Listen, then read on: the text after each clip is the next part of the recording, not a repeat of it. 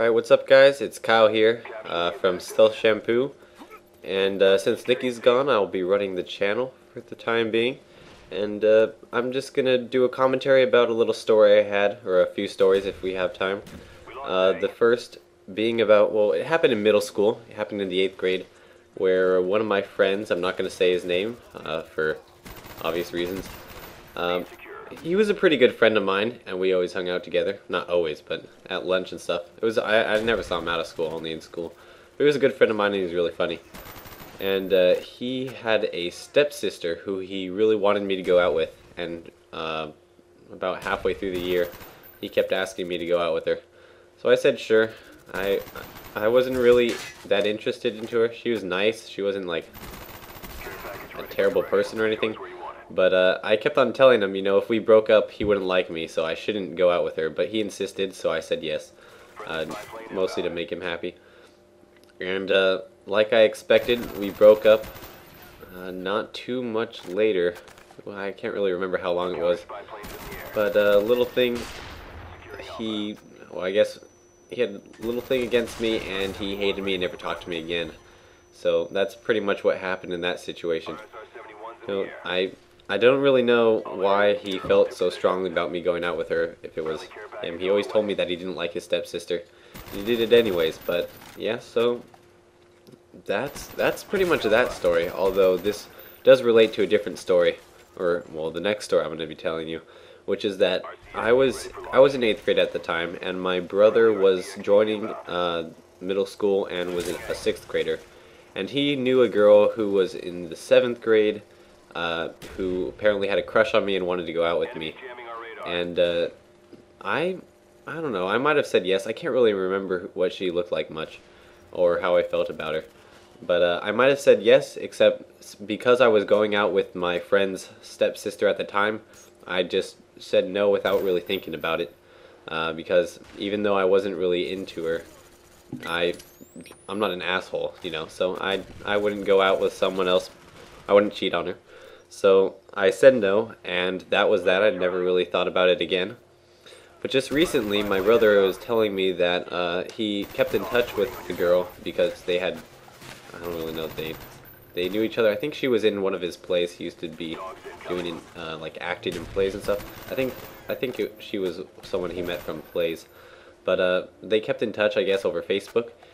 And it turns out that now she's pregnant, which is kind of strange because, let's see, I'm going into the 11th grade. She'd be a 10th grader now, so I guess she got pregnant in freshman year.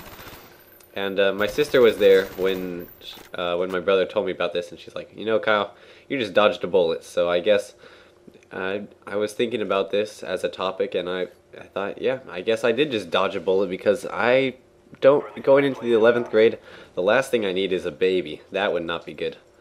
That would definitely not be helpful. And so I guess I did dodge a bullet, and I was just thinking about it like I never thought about it this way before, or why these stories are linked, but I now just realized that the reason why I was able to dodge this bullet was because I was going out with my friend's stepsister, which I didn't even like that much. So I guess instead of not liking him because he hates my guts, I should probably find him and give him a big hug, because he prevented me. He's like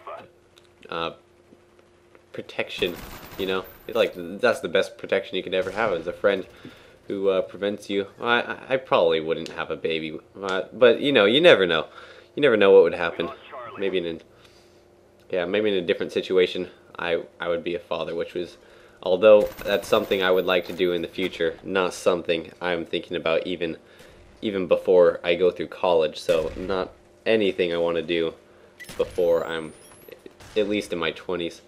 But yeah, so to my friend who doesn't like me anymore, I should probably be very thankful for you. That's just a story that I have from middle school, where things sound a lot less, well, things are probably a lot less significant than they sound like they are. But you know, another story that I had from school, this one's from high school, is I think I told you guys a while ago about a secretary who, when I tried to turn in a slip because I was marked absent incorrectly by a substitute teacher, there's a whole long process that they added. Before, you could just, your parents would go there, and your parents, after they got a call, would accept the call and say, you know, my son was actually there, I took him there, I know he's there, I trust him. Yeah, so he wasn't absent, and it was just probably a error. And they'd be like, alright, that happened in middle school or elementary school, I can't really remember, probably elementary school. But now what they make me do is they make me get a slip from the office when I was absent, and bring it to my teacher, and then my teacher signs it, and then my teacher has to bring it in. And it was in my period where I do speech and debate, and my teacher in that period does not have time. He already wastes way too much time having to deal with all the things because it's a class at school and not just an extracurricular activity. So he definitely, like, I had to struggle to get him to sign it in the first place, not because he's a bad person or he's mean. I love my speech and debate teacher, but you know, because he doesn't have a lot of time, and he doesn't really have much freedom. So after that happened, I had to turn in the slip back to the, well, I didn't want him to have to turn in the slip. He asked me personally if I could turn it into the office because he doesn't have time. I said, sure, you know, I thought of it as a nice favor. I bring it back to the lady, and she says, you need your teacher to bring it in here. At that point, I'm like, well, apparently, even though, well, at first it was my my substitute teacher's fault, and it was my substitute teacher's problem. Then he made it my parents' problem because they had to take it out of their time to talk on the phone.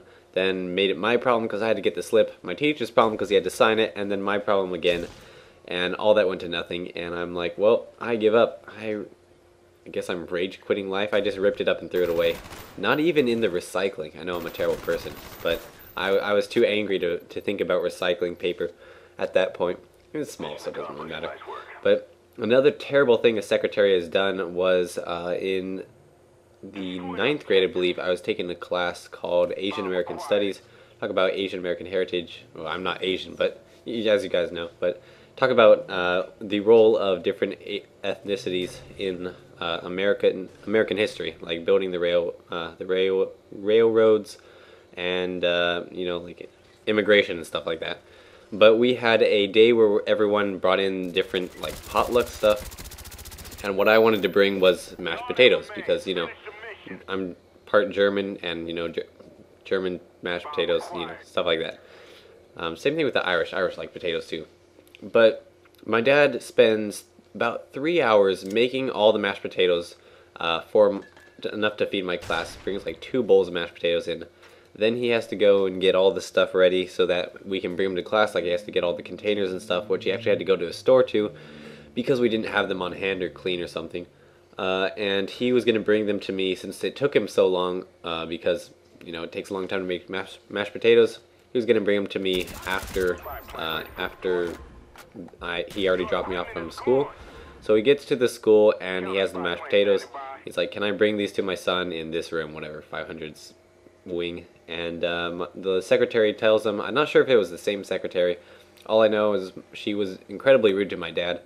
But I'm not going to, like, tell you word for word what she said, but she basically said no because we're in school hours and I can't let you walk through the hallways during school hours. So my dad was like, alright, then can you get someone to drop it off to my son?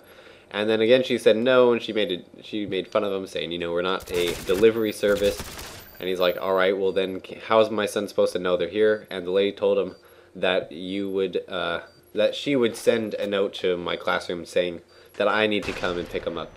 So I meanwhile was waiting in class. I wait through the entire class period and just assumed that my dad forgot or he wasn't able to make it or something happened. And when he picks me up from school, since it's a 9th grade, can't drive, when he picks me up from school, I ask him what happened, and he tells me, you know, like, where's the bowls? Did you get it in time? And it apparently, not only did the lady not send a note to me because she refused to send someone to deliver to my classroom and refused to let my dad do it, she probably ate it too. I mean, I don't know. What else would you do with 2 huge bowls of mashed potatoes sitting in your office? But that's about all the stories I have for you today, guys. I hope you enjoyed the little things about what happens at our school, and I guess I'll see you next time.